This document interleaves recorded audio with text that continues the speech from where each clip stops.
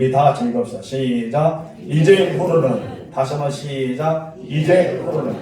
우리는 이제 후로라는 것이 너무나 중요합니다. 예수 믿는 사람은 그 후가 중요하기 때문입니다. 지난주에 말씀 보면 예수님께서 게네사렛 호숫가에 있어서 말씀을 가르칠 때 어떻게 알았는지 많은 사람들이 예수님 주변에 몰려 들어왔습니다. 너무나 많은 사람들이 예수님의 주변에 몰려와서 예수는 그것을 말씀을 가르치지 못하자 두루 이렇게 보니까 배에 두 척이 있었을 때 시몬의 배에 타셔서 적은 육지에 뛰시고 말씀을 가르치기 시작하셨습니다. 이제 말씀을 마치신 뒤에 베드로에게 그렇게 말하죠. 깊은 데를 가서 그물 내려라 라고 말씀합니다. 여러분, 베드로 입장에서는 순종하기 어려웠죠. 왜냐하면 밤새도록 고기를 잡으려고 그물을 내려봤지만 한 마리도 잡지 못했기 때문입니다. 그는 어부였습니다. 지금까지 어쩌면 어부의 통뼈로 굵었던 사람 중에 하나고, 어부의 그 갈릴리 호숫가, 게네사렛 호숫가에 대한 것을 너무나 잘 알고 있었기 때문에 깊은 데에 가서 그물을 내린다는 것은 자기 상식으로, 자기 경험으로, 자기 아는 지능으로는 그것이 타당하지 않았습니다. 그러나 베드로가 할 수 있었던 것은 바로 예수님께서 하나님 말씀을 전하실 때 그 말씀을 배 위에서 들었기 때문입니다. 어쩌면 다른 사람보다 가장 밀접한 가운데에서 예수님 옆에서 친의 말씀을 들었기 때문에 이 베드로도 자기도 알지 못하게 무엇이 자랐습니까? 믿음이 자란 거예요. 그래서 우리 로마서 지난주에 배웠지 않습니까? 바로 말씀을 들음으로 믿음이 자란다. 믿음은 말씀을 들을 때만에 자라납니다. 예수의 말씀을 들었던 베드로의 안에 믿음이라는 것이 싹트게 됩니다. 그래서 베드로가 하는 말이 무엇이었어요? 나는 지금까지 밤새도록 아무것도 잡지 못했지만은 예수의 말씀에 의지하여 내가 그물을 내리겠습니다 라고 하면서 깊은 데를 가서 그물을 내렸습니다. 그랬더니 어떠합니까? 정말 그들이 지금까지 경험하지 못했던 엄청난 많은 물고기를 잡게 되었습니다. 자기만 다 건져 올리지 못하기 때문에 주변에 있는 동료였던 그런 동료까지도 손짓하여 불려서 그들의 배에 잠길 정도로 많은 배를, 이렇게 많은 물고기를 잡았던 것을 보게 됩니다. 있을 수 없는 일이 베드로의 앞에 지금 이제 일어나고 있는 거예요. 자기가 지금까지 경험하지 못했던 것이 자기의 눈의 시선에 들어오기 시작합니다. 이것은 베드로뿐 아니라 동료였던 야고보와 요한을 포함해서 그곳에 있는 많은 사람들이 보고 깜짝 놀라는 사건들이 있었습니다. 말씀에 의해 그물을 내렸더니 이렇게 많은 물고기가 잡았던 것입니다. 여러분, 베드로가 상상할 수 있었을까요? 아닙니다. 상상할 수 없겠죠. 주변에 있는 동료들도 마찬가지로 상상할 수 없었습니다. 예수님의 말씀을 듣기 위해서 많은 사람이 모여들었어요. 이 모여들었던 사람을 또 베드로의 말을 들었고 예수의 말을 들었죠. 예수님의 말씀은 무엇을 들었습니까? 깊은 데를 가서 그물을 내리라. 그럼 많은 물고기가 잡을 것이라는 겁니다. 베드로는 어떤 것입니까? 밤새도록 내가 수고하였지만 아무것도 잡지 못했습니다는 베드로의 입장도 들었습니다. 사람들은 과연 어떤 생각을 했을까요? 아무리 예수님의 능력을 말해도 그거는 불가능한 거야. 베드로는 어부잖아. 지금까지 여기에 통뼈 굵고 여기에 모든 게네사렛 호숫가에 대해 지형에 대해서 잘 알고 있고 어떤 것은 물고기가 많이 나온지도 알고 있는데 그는 정말 많은 사람들이 의해했을 겁니다. 그런데 어떻게 됐습니까? 말씀의 의자에 순종해서 그물을 냈더니 상상할 수 없을 만큼 많은 물고기를 잡았다는 것입니다. 그래서 무엇이랍니까? 놀랬다는 말입니다. 주변의 사람과 베드로와 포함해서 요한과 야고보, 여러분 모든 사람들을 놀랄 수밖에 없었던 것이죠. 그래서 9절 말씀을 읽겠습니다. 시작. 이는 자기 및 자기와 함께 있는 모든 사람이 거기 잡힌 것으로 말미암아 놀랐고 자기뿐 아니라 주변의 사람들까지도 고기를 많이 잡힌 것을 보고 놀랐다고 표현합니다. 우리도 마찬가지입니다. 말씀에 의지하여 순종은 했지만은 엄청난 일이 일어날 것이라는 것을 믿지 않을 때가 있습니다. 여러분 주의 이름으로 기도할 것입니다. 나의 모든 사항이 역전되기를 기도합니다. 그러나 우리는 기도를 하지만은 이루어지지 않을 거라고 생각할 때도 있습니다. 하나님의 일을 내 생각으로 판단할 때가 있단 말이에요. 하나님께서 역사하실 것을 나의 작은 경험으로서 그것을 제안할 때가 있습니다. 그래서 우리에게 눈앞에서 벌어지는 일, 정말 우리가 상상할 수 있는 기적과 이적과 응답을 볼 때 우리는 감격하고 감동을 하지만은 내 마음 스스로 놀랄 때가 있습니다. 하나님, 어떻게 이렇게 할 수 있어요? 어떻게 이런 일이 일어날 수 있어요? 내가 상상할 수 없는 엄청난 일이 우리 눈앞에 일어났습니다. 고백할 것입니다. 예수님 주변에 많은 사람들이 병든 자가 찾아옵니다. 그런데 예수님께 말합니다. 자기의 질병을 고쳐달라는 거예요. 예수님의 고침을 받았지만은 예수님 질병만 고친 것이 아니었습니다. 그들은 질병을 고침받기를 원했습니다. 그런데 질병에 걸린 이유가 있었다는 것이죠. 무엇이었습니까? 죄였습니다. 그들이 죄까지 사하여 주시고 하나님의 자녀를 부려주시는 그 은혜를 경험하자 그들은 그 기쁨을 감추지 못했던 것을 보게 됩니다. 여러분, 우리는 하나님의 역사를 통해 모두가 적지 않은 충격을 경험하게 됩니다. 어떤 이 충격에 경험하는 사람은 감격하여 주께로 돌아온 사람도 있지만 그러지 못한 사람도 있는 것을 보게 됩니다. 여러분, 그런 것을 경험했던 것이 저도 그렇고 여러분들도 그렇지 않습니까? 그럼 우리는 믿어야 합니다. 말씀에 순종하여 말씀에 의지하여 하나님 앞에 나아가는 자는 우리가 상상하지 못한 엄청난 일들이 기다리고 있다는 사실을 믿으시기 바랍니다. 그리고 아시기 바랍니다. 이것이 바로 우리가 행해야 될 오늘 본문의 말씀의 의지입니다. 여러분, 첫 번째 다 같이 읽읍시다. 시작. 주여 나를 떠나소서, 나는 죄인이었습니다. 이 놀라운 기적을 경험하자 베드로는 그 자리에서 예수님의 무릎 앞에 엎드렸습니다. 그리고 고백합니다. 여러분, 먼저 우리가 베드로가 엎드린 장면을 우리가 8절 3반절에 함께 읽겠습니다. 시작. 시몬 베드로가 이를 보고 예수의 무릎 아래에 엎드려. 여기서 시몬 베드로가 이를 보고 무엇을 보았던 거예요? 상상할 수 없는 엄청난 기적을 보았죠. 밤새를 수고하여 자기들이 했던 것은 아무것도 참지 못했던 그런 일이었습니다. 그러나 예수님의 말씀에 의지하여 그분을 했더니 지금까지 경험하지 못한 엄청난 많은 물고기를 잡게 되었던 것입니다. 그래서 이것을 보았다. 이것이 자기 눈앞에 펼친 것을 보고 그가 예수님 앞에 행했던 것은 그 조그만 배에 무릎을 꿇어 예수님 앞에 엎드렸다는 것입니다. 베드로가 예수님의 무릎 앞에 엎드렸다는 것은 자기의 자존심을 내려놓고 상대방을 높인다는 뜻이 있어요. 한마디로 자기의 모든 걸 내려놓고 예수님을 높이고 있는 베드로의 모습이 여기에 담겨져 있습니다. 베드로는 예수님 앞에 자신의 모든 것을 내려놨습니다. 자기가 가지고 있는 경험, 자기가 가지고 있던 모든 것, 그리고 이 어부에 대한 것을 자신만만했던 모든 것까지 내려놓고 예수님 앞에 엎드려서 고백합니다. 무엇이라고 고백합니까? 8절 중간 말씀 읽겠습니다. 시작. 주여 나를 떠나소서, 나는 죄인이었습니다 하니. 여기서 베드로는 예수님을 향해서 무엇이라고 부릅니까? 주라라고 부릅니다. 주라고 고백하죠.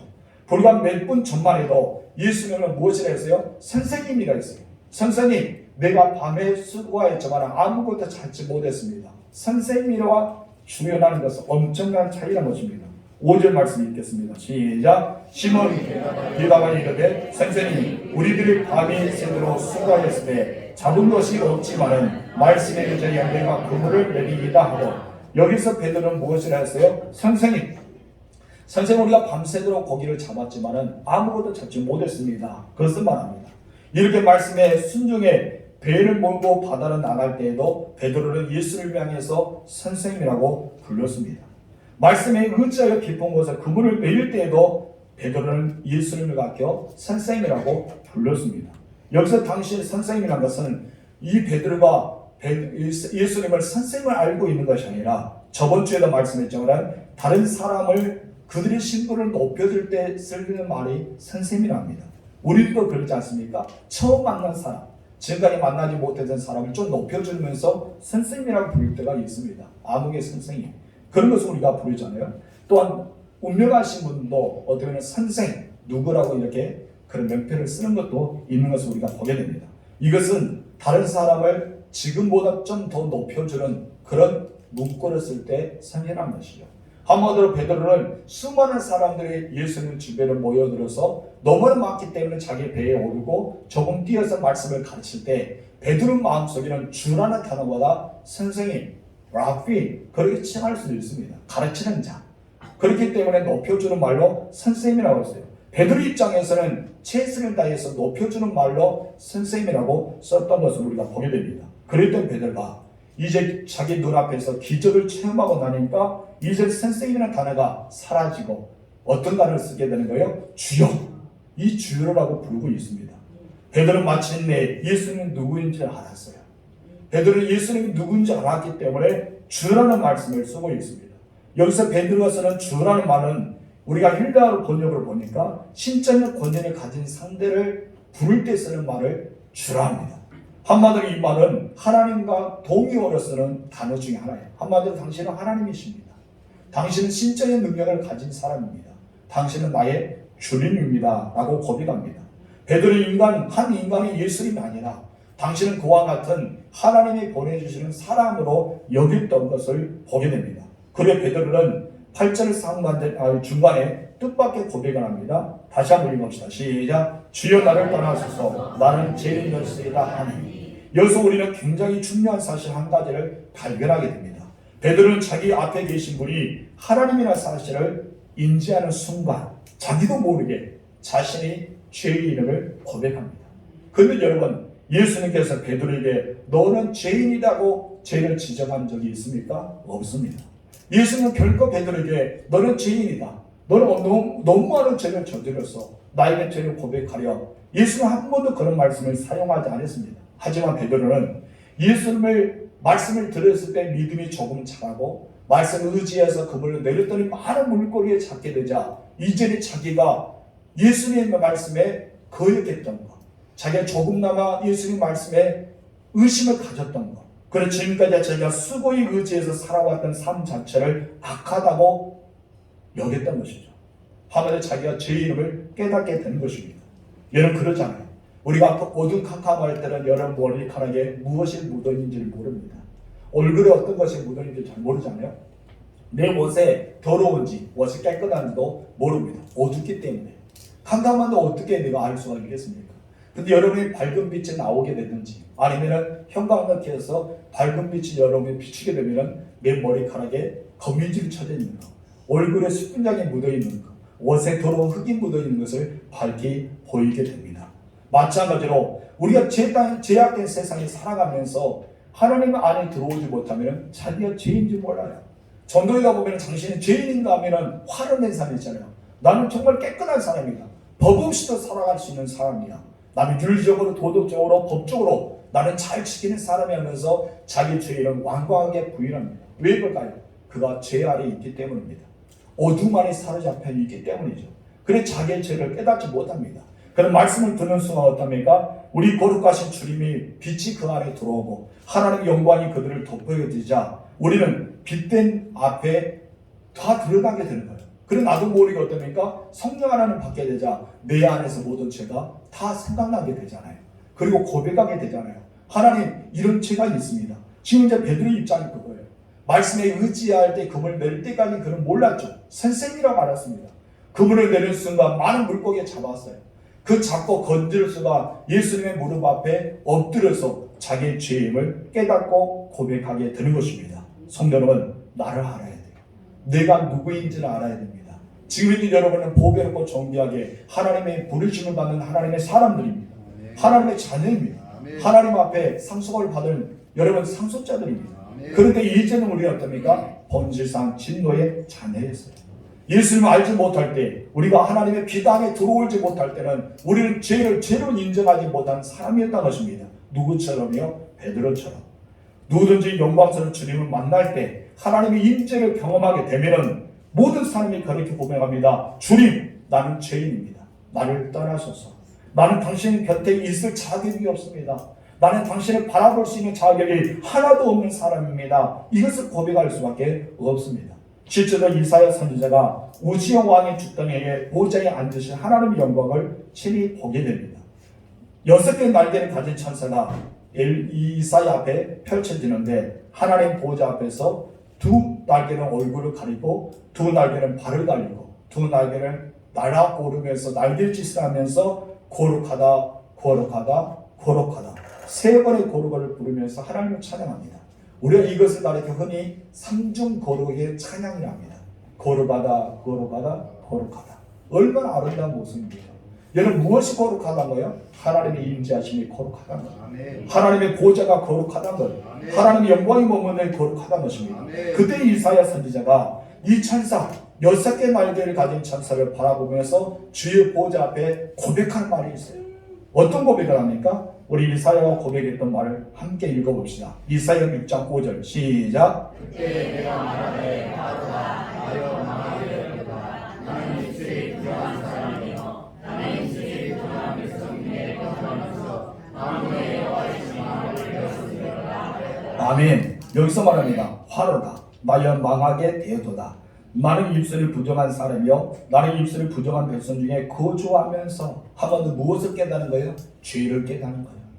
자기의 죄를 깨닫는 것입니다. 누구든지 거룩하신 하나님을 만나면 자신의 죄를 고백할 수밖에 없습니다. 왜요? 자기의 죄가 드러나기 때문에. 나도 모르게 이 죄가 내 머리에 스쳐가면서 지금까지 알지 못했던 죄들이 다 생각나기 때문에 우리는 하나님 앞에서 내가 의로운 자, 나는 의인이다, 나는 완전한 자라고 고백한 사람이 없습니다. 누구든지 살아계신 하나님을 만나면 그 앞에 엎드릴 수밖에 없는 거예요. 누구처럼요? 베드로처럼. 저와 여러분들 진짜 예수님을 만났으면 좋겠습니다. 그래서 여러분의 제 이름을 고백하고 또한 여러분 진짜 예수님을 만남의 경험이 있기를 주므로 축원합니다. 두 번째 다 같이 읽읍시다. 시작. 내가 사람을 취하리라. 베드로가 예수님의 무릎 아래에 엎드렸지 않습니까? 그리고 자기가 죄임을 고백했습니다. 그때 예수님께서 그 베드로에게 사명을 주시는 내용이 나오죠. 10절 읽겠습니다. 시작. 세베대의 아들로서 시몬의 동생자인 야고보와 요한도 놀랐습니다. 예수께서 시몬에게 이르시되 무서워하지 말라. 이적으로는 내가 사람을 취하리라 하시니 이는 무엇입니까? 사람을 낚는 어부가 되게 하리라. 다른 모음새 나오죠. 여기서 취한다는 말이 있습니다. 우리 취한다는 말 다 같이 한번 뜻을 읽어봅시다. 시작. 붙잡다, 체포하다, 사로잡다. 여러분 붙잡힘을 당하고 사로잡힘을 당하고 체포당해야 돼요. 체포는 어떻습니까? 수갑에 차여 있겠죠. 여러분 어쩌면 취하리라는 것은 너는 붙잡고 체포하고 사로잡힌다. 그런데 이것을 좀 사람을 취한다는 말로 번역해 보니까 이렇게 나옵니다. 뜻을 읽어봅시다. 시작. 사람을 낚는 어부가 된다. 너는 사람을 붙잡게 된다. 그런 어부가 된다. 너는 사람을 체포하는 어부가 된다. 사람을 사로잡는 어부가 된다. 무엇으로? 복음으로써. 예수님을 주시는 생명의 복음으로써, 밝은 빛의 복음으로써 너는 사람을 붙잡는 어부, 사람을 체포하는 어부, 사람을 사로잡는 어부가 되겠다고 말씀합니다. 이 말씀 베드로에게 주시는 사명과 동시에 명령이었습니다. 이적으로는 실제로 베드로는 사람을 낚는 어부가 되어야 했습니다. 여러분 우리도 사람 낚는 어부가 되어야 할 줄 믿습니다. 오순절 성령을 받았던 이 베드로는 수많은 사람에게 설교하게 돼요. 그 설교의 내용이 무엇입니까? 사도행전 2장 38절의 말씀입니다. 다 같이 읽읍시다. 시작. 베드로가 이르되 너희가 회개하여 각각 예수 그리스도의 이름으로 세례를 받고 제사를 받으라. 그리하면 성령의 선물을 받으리라. 이 설교를 들었던 많은 무리들 중에 3,000명 되는 사람이 예수를 믿습니다. 그리고 그들이 회개하고 세례받는 놀라운 역사가 일어납니다. 41절 읽겠습니다. 시작. 그 말을 받은 사람들은 세례를 받음에 이 날에 신도의 수가 3,000이나 다하더라. 아멘. 오순절 이후의 사건에 120명이 3,000명의 역사가 일어납니다. 놀라운 역사 아닙니까? 예수님 말씀처럼 베드로는 사람을 체포하는 사람, 사람을 붙잡는 사람, 사람을 낚는 어부가 되었다는 것입니다. 그렇기 때문에 수많은 사람이 주께로 돌아오게 되었지 않습니까? 우리의 성령에 사로잡히면 능히 가능합니다. 이 말은 베드로만 아니란 것입니다. 우리 역시 이 마지막 날에 사람 낚는 어부로 부르셨습니다. 아멘이십니까? 우리를 부르시는 하나님, 나 혼자 예수 믿고 구원받기 위해서 부르신 것은 아니에요. 죽어가는 많은 영혼들을 살리기 위해서, 여러분 죽어가는 많은 사람들을 이끌기 위해서 여러분을 부르셨다는 사실을 인정하시기 바랍니다. 예수는 이 시대의 저와 여러분을 사람의 낚는 어부로 만드셨습니다. 하나님의 나라를 이루기까지 계속 사람 낚는 어부의 사명을 우리에게 주셨다는 것입니다. 우리는 그 사명을 감당해야 할 줄 믿습니다. 여러분의 일터에서, 여러분의 모든 사역에서, 그리고 여러분의 삶의 터전에서 우리는 사람을 낚는 어부가 되어서 그물을 던져야 돼요. 그리고 복음을 증거해야 됩니다. 여러분 하나님께서 함께 하시면 놀라운 역사가 일어날 줄 믿습니다. 그렇기 때문에 우리가 세상에 사는 날 동안 우리가 해야 할 일은 사람을 낚는 어부가 되어야 된다는 것이죠. 여러분 사람을 낚는 어부가 되시기 바랍니다. 여러분 물론 죽어있는 사람을 우리가 어떻게 살릴 수 있겠습니까? 죽어있는 영혼을 어떻게 우리가 살릴 수 있겠습니까? 내 힘으로, 내 능력으로는 불가능합니다. 여러분 죽어있는 영혼을 어떻게 살려요? 내 마음도 내 마음대로 하지 못하는데, 내 신앙도 내가 제대로 하지 못하는데 우리가 어떻게 사람을 살릴 수 있겠습니까? 내 마음 하나, 내 신앙 하나 다스리지 못하면서 어떻게 죽어있는 다른 영혼을 살릴 수 있겠냐 이것입니다. 그건 가능합니다. 어떻게 가능합니까? 성령이 역사하시면 가능합니다. 아멘이십니까? 여러분 성령의 충만을 받으세요. 베드로가 말씀의 의자에 그물을 내릴 때 그때 강력하게 역사했던 것처럼 오늘 여러분 말씀에 의지하여 순종하며 나아갈 때 그 전도의 현장에 하나님이 강력하게 역사할 줄 믿습니다. 여러분 사람들이 이 땅에 잘되는 것에 관심을 두고 살아갑니다. 그러나 하나님의 관심은 여러분의 잘된 것보다 더 중요한 관심점이 있다는 것입니다. 그것이 무엇입니까? 오직 죽어있는 영혼을 살리는 것이에요. 죽어있는 영혼이 살리는 거예요. 지옥 가는 영혼이 천국으로 인도하는 것이 하나님의 관심입니다. 그래서 바울은 디모데에게 하나님의 관심에 대해서 말하면서 디모데전서 2장 4절에 이렇게 말하고 있습니다. 다 같이 읽읍시다. 시작. 하나님은 모든 사람의 구원을 받으며 진리를 아는 데 이르기를 원하십니다. 하나님은 모든 사람은 어떠한가? 몇몇 수에 불과하는 것이 아니라 어떤 특정한 인물이 아니라 모든 사람, 이 땅에 있는 모든 사람이 다 구원받고 진리하는 예수 안에 거하며 그들이 예수의 안에 이르기를 원한다는 메시지를 증거하고 있는 것입니다. 그렇기 때문에 교회를 세우신 거예요. 여러분 교회의 이유는 이 교회가 왜 존재합니까? 우리 전도의 목적 알아야 돼요. 이 땅에 많은 사람이 구원하기 위해 교회가 있습니다. 여러분들을 한 사람 한 사람 부르시고 이곳에서 장로와 권사와 안식사님과 집사님과 성도라는 직분을 주시는 이유가 무엇일까요? 교회를 잘 섬기는 것도 있지만 사람 낳는 어부로 부르셨습니다. 우리는 사람이 낳는 어부가 되어 줄 믿습니다. 우리는 하나님의 행하시는 놀라운 일을 소망하면서 동시에 사람 낳는 어부의 사명을 충성스럽게 감당하는 저와 여러분이 되어 줄 믿습니다. 아멘. 우리 세 번째 다 같이 읽읍시다. 시작. 모든 것을 버리고 따르라. 기적을 영장을 경험하니까 베드로가 예수님 앞에 무릎을 꿇었습니다. 엎드려서 무엇을 합니까? 주여 나를 떠나소서. 자기의 죄 이름을 고백했잖아요. 그런데 예수님께서 너는 사람 낳는 어부가 되리라고 말씀하십니다. 그럴 때 이 말씀을 들었더니 어떤 일을 합니까? 그들이 모든 것을 버려두고 예수님을 따르게 되는 세 번째 메시지가 나옵니다. 우리 10절 중간 읽겠습니다. 시작. 예수께서 시몬에게 이르시되 무서워하지 말라. 이제후로는 내가 사람을 취하리라 하시니. 아멘. 여기서 예수는 베드로에게 내가 사람을 취하리라, 내가 사람을 낫게 된다라는 말씀하기 전에 먼저 했던 말씀이 있습니다. 어떤 말씀일까요? 잘 기억하십시오. 오늘 본문의 제목을 잘 아신 분은 바로 나옵니다. 무엇이에요? 이제후로는. 바로 이제후예요. 이제후라는 것은 무엇입니까? 이제라는 단어를 우리는 알아야 됩니다. 지금 이제 베드로는 무엇을 하고 있어요? 나는 죄인입니다. 나를 떠나소서. 자기 죄를 고백했습니다. 예수님을 선생님이 아니라 주로 영접하였습니다. 주의 말씀에 들어오니까 조금남의 믿음의 싹이 터져서 이제 예수님의 진정의 능력을 가진 그분이라는 것을 깨닫게 되는 과정 안에서 나는 죄인이다, 나를 떠나소서 말합니다. 예수는 두려워하지 말라 하면서 이후로는 단어를 쓰고 있습니다. 우리는 사람을 취하는 데 목적을 두고 있습니다. 여러분 사람을 살리는 데 목적을 두고 있습니다. 그러나 여러분 사람을 살리고 그리고 사람을 전도하는 데 목적이보다는 더 중요한 것은 나의 영이라는 것입니다. 여러분 예수님은 너라는 단어를 쓰고 있습니다. 그래도 베드로도 너라는 단어를 씁니다. 바울도 너라는 단어를 쓰고 있습니다. 내가 먼저 구원받을 때 내 가족이 구원에 이른다는 것입니다. 아멘. 그렇기 때문에 나라는 단어를 써요. 사람을 취하고 사람을 낚고 사람을 전도하는 것도 목적이지만 가장 중요한 것은 이제후라는 것입니다. 내가 어떤 사람이냐, 내가 영적으로 예수를 믿는 사람인지, 내가 내 영혼에 살아있는 사람인지, 내가 죄를 고백하여서 이제후라는 단어가 내 삶에 접목되고 있는 사람인지 우리는 먼저 알아야 할 줄 믿습니다. 아멘. 여러분 여기서 무엇을 합니까? 이제후로는 이 말씀 먼저 예수님이 사용하고 있습니다. 사람 낚는 어부는 아무나 될 수 있는 것이 아니라고 말하는 거예요. 사람을 낚는 어부는 아무나 누구든지 그냥 자기가 하고 싶으면 되는 것이 아니라고 말씀합니다. 그럼 무엇이 있어야 돼요? 이제후로는 단어가 있어야 돼요. 내가 제 삶을 고백하고 내가 정말 하나님의 자녀가 되었음을 인정하면서 주님의 보좌 앞에 나아갈 때 우리는 이제후로라는 단어가 우리에게 적용된다는 것을 우리는 알아야 됩니다. 아멘. 그래서 이제후로는 이 과정이 있는 사람만이 사람을 전도할 수 있고 사람을 체포할 수 있고 사람을 주님께로 이끌 수 있는 사람이 될 수 있다는 것입니다. 아멘. 다시 말해서 주여 나를 떠나소서 나는 죄인입니다. 이 진실된 고백이 있는 사람만이 이제 후로는 사람을 낳는 어부가 될 수 있다는 말씀을 예수님이 하고 있는 것입니다. 아멘. 사람들이 이제 후라는 것은 생각하지 못합니다. 사람이 이제 후는 나와 상관이 없다 말합니다. 그 모든 사람은 무엇을 말합니까? 나는 죄인입니다. 그러고 나서 바로 이후에 사람이 낳는 어부가 되기를 소망하면서 살아갑니다.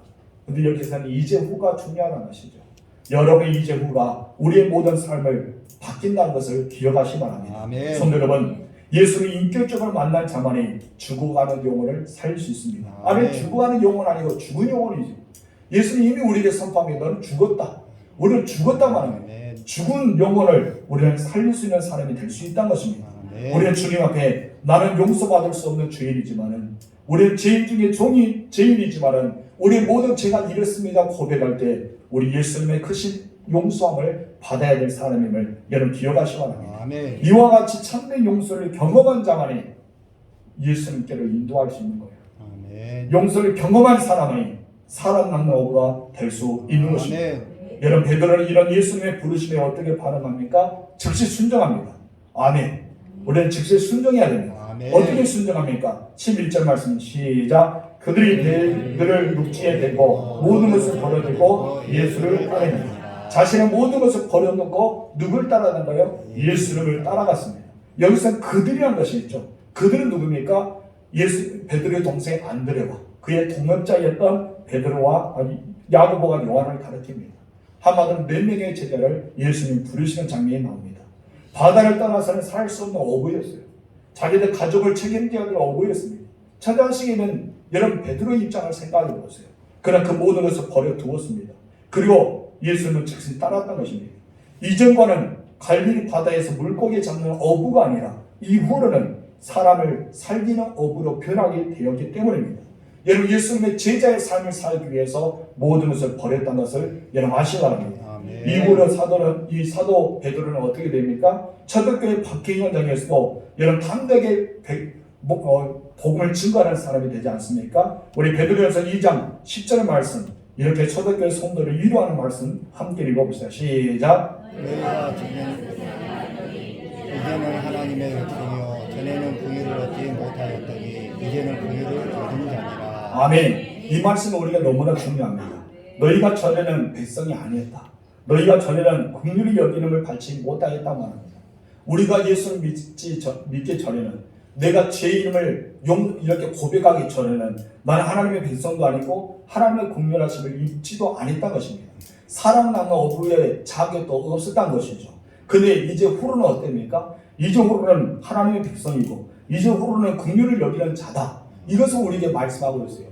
예수 그리스도의 믿음과 동시에 내 모든 죄악이 다 사라지고 우리가 정결함을 얻은 뒤에 하나님의 자녀가 되는 권세를 받았다는 것을 말씀하고 있는 것입니다. 아멘. 그렇기 때문에 우리는 이전과 이후가 분명히 있어야 줄 믿습니다. 아멘. 예수 믿기 전에는 우리는 죄로 말미암아 영원히 지옥에 갈 수밖에 없는 사람들입니다. 아멘. 한마디로 본질상 진노의 자녀였던 것이죠. 아멘. 그들이 이제는 어떻게 됐습니까? 예수 그리스도를 말미암아 하나님의 자녀가 되었습니다. 아멘. 하나님의 긍휼하심을 얻게 되었습니다. 아멘. 우리 하나님의 상속자가 되었던 것입니다. 아멘. 여러분이 죽으면 다 어디 갑니까? 천국에 갑니다. 아멘. 누구의 얼굴을 뵀습니까? 하나님의 얼굴을 친히 뵐 것입니다. 아멘. 어떻게 뵌다 했습니까? 얼굴과 얼굴을 친히 대면한다고 말씀합니다. 아멘. 부분적으로 아는 것이 아니라 확실히 아는 때가 온다고 우리는 지난달에 외웠지 않습니까? 여러분 우리가 그 말씀을 의지하면서 여러분 그런 자격을 받은 사람이라는 것입니다. 그렇기 때문에 베드로는 그리고 야고보와 요한과 안드레는 떠날 수밖에 없었어요. 주님의 그 은혜를 경험했기 때문에 사람 낳는 어부로 부르심을 받았기 때문에 그들은 모든 것을 버려두고 예수님을 즉시 순종하며 따를 수밖에 없었습니다. 아멘. 여러분 예수님을 따르시길 주님으로 축원합니다. 아멘. 네 번째 다 같이 시작. 이제 후로는 예수를 믿고 새로운 피조물이 된 사람들입니다. 이전과 이후의 삶이 분명히 달라져야 됩니다. 여러분 이전과 이후의 삶이 달라져야 돼요. 아멘. 역사적으로 볼 때도 예수 그리스도가 이 땅에 태어나심으로 중심으로 BC와 AD가 구분되지 않습니까? 예수 믿는 사람들 마찬가지입니다. 우리가 예수를 믿는 순간 BC와 AD가 구별되어야 됩니다. 아멘. 우리는 BC라는 것은 우리가 예수 믿기 전입니다. AD라는 것은 예수 믿는 후의 시대를 이야기합니다. 여러분들은 BC를 살고 있습니까? AD를 살고 있습니까? AD를 살고 있습니다. 아멘. 여러분 우리는 AD로 계속 살아가는 거예요. 성경은요 BC에 대해서만 이야기한 것이 아니라 AD라는 끊임없이 우리에게 현재적이고 미래적인 것을 말씀하고 있는 것입니다. 아멘. 예수님을 만난 사람들은 예수님 만난 사건 기준으로 이전과 이후가 분명히 있다는 것입니다. 아멘. 여러분들 예수 믿는 그 순간이 있어야 돼요. 내가 영적인 생일이 있어야 된다 봐요. 아멘. 나이가 예수님 만나면 그 감격스러운 일이 생생하게 우리는 기억함이 있어야 할 줄 믿습니다. 아멘. 바울이 그랬지 않습니까? 예수의 부활을 믿지 않았습니다. 그래서 예수는 믿는 모든 사람을 체포하고 옥에 가두고 때로는 죽이기에 앞장섰던 사람이 바로 바울입니다. 그래서 그는 예수 믿는 사람을 핍박하면서 예수 믿는 사람을 볼 때마다 이가 갈릴 정도로 그렇게 특심으로 살아갔던 바울이었습니다. 그런데 다메섹 도장에서 부활하신 예수를 만난 거예요. 여러분, 예수님의 바울의 이름을 친히 불러주신 것입니다. 그의 인생의 모든 것이 변하기 시작합니다. 그러다가 어떻게 합니까? 그를 이제 복음을 위해서 살아가는 사람이 되고 마지막 예수님을 위해서 영광스럽게 순교를 당하는 사람이 되었습니다. 바울은요, 이전과 이후가 달라졌습니다. 예수 믿기 전에는 핍박한 자고 박해자고 어쩌면 예수 믿는 자를 폭행하는 자였지만 여러분, 후로는 어떻게 됩니까? 예수 믿는 자를 도와주는 자, 교회를 세우는 자, 죽어있는 영혼을 살리는 자, 하나님께를 인도하는 자가 되었던 것입니다. 예수 믿고 난 이후에 삶의 방향이 바뀌었다는 것을 말합니다. 여러분, 생각이 바뀝니다. 가치관이 바뀌었습니다. 인생의 우선순위가 바뀌는 삶이 바로 우리가 AD라는 인생을 살고 있기 때문입니다. 그렇습니다, 성도 여러분. 우리가 진짜 예수를 만나면요, 이제 후로는 이 말씀 내 인생 가운데 있어야 됩니다. 아멘이십니까? 이제가 이유가 달라져야 되겠죠. 바뀌어야 되겠죠. 그래야지 진짜 예수 믿는 사람이 아닐까요? 이전도 예수 믿기 전에도 똑같은 사람, 예수 믿고 후에도 똑같은 사람, 교회에서 열심히 기도하고 찬양하고 하나님께 섬기든지만 나가면은 예수 믿는 사람이나 안 믿는 사람이 똑같은 사람이라면 무엇이 우리가 예수 믿는 사람을 이해할까요? 예수는 너희 안에 천국이 있다 말하잖아요. 여러분 안에 정말 천국이 있습니까? 여러분, 예수 믿는과 동시에 지옥이 여러분 안에 있지 않을까요? 우리 입술에서는 거짓이 나오고, 우리 입술에서는 계속 욕만 나오고, 우리 입술에서는 헛당한 거, 부정스러운 말 한다면 그 사람은 정말 천국의 사람인지 다시 한번 나를 점검해야 될 줄 믿습니다. 여러분 마음에 천국이라면 천국의 언어자가 되어야 됩니다. 천국의 삶이 되어야 됩니다. 이전과 이유가 달라질 줄 믿습니다. 그래야지만 진짜 예수 믿는 사람이 아닐까요? 여러분, 정말 우리는 내 자신에게 점검해야 돼요. 오늘 제가 그런 말을 했잖아요. 잠을 오지 않았는데 하나님 제 음성에게 너 죽으면 천국 갈 수 있겠냐? 그 음성이 들렸어요. 너 정말 죽으면 천국 갈 수 있겠냐? 제가 다시 한번 신앙 고백했습니다. 주님, 나의 살아계신 하나님 아들입니다. 나 예수 믿습니다. 오늘 아침에도 동일한 신앙 고백했습니다. 하나님, 내가 오늘 죽은다면 천국 갈 수 있다. 나는 예수를 하시는 믿습니다. 다시 우리는 계속해서 신앙 고백. 나는 나의 모든 죄가 예수의 보혈로 씻겨주고 예수의 십자가와 함께 나의 죄와 종명은 다 십자가에 못 박혔고 예수님의 부활과 함께 나의 모든 죄를 사함받은 하나님의 자녀가 되었다. 우리는 주님을 기다리는 사람으로서 지금 죽는다 해도 나는 주님의 품에 안길 수 있다. 이런 신앙법이 우리에게 있어야 줄 믿습니다. 이것이 우리의 달라지는 사람. 이후로는 이 말씀이 우리에게 적용된다는 것입니다. 아프리카의 짐바브웨라는 그곳의 출신 스프린 롱고라는 사람이 있습니다. 이 선교사님이 쓴 책이 있는데 자기의 신앙에 담아서 신앙의 처지를 쓰면서 예수를 얻고 가는 아프리카 당락이라는 책을 썼습니다. 여러분, 이 롱고 선교사님은 이 잠바브웨에서 태어나서 어쩌면 50세 아버지와 14살이었던 어머니의 사이에서 태어났습니다. 어머니가 몇 살 차이 나나요? 14세 정도밖에 안 되죠. 14살이면 요즘에 어느 정도 됩니까? 중학교 1학년이 됩니까? 14살. 중학교 1학년의 어머니에서 태어났어요. 그렇게 되자 여러분 7살 때에 부모님에게 버림받습니다.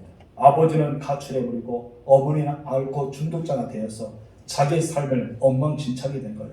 그렇게 되자 이 롱구라는 사람이 뛰쳐나옵니다. 뛰쳐나와서 닭장에 거하기도 하고 빈문증에 거하기도 하고 계속해서 이리저리 떠들어다가 그런 검은 그림자라는 갱단의 조직에 들어갑니다.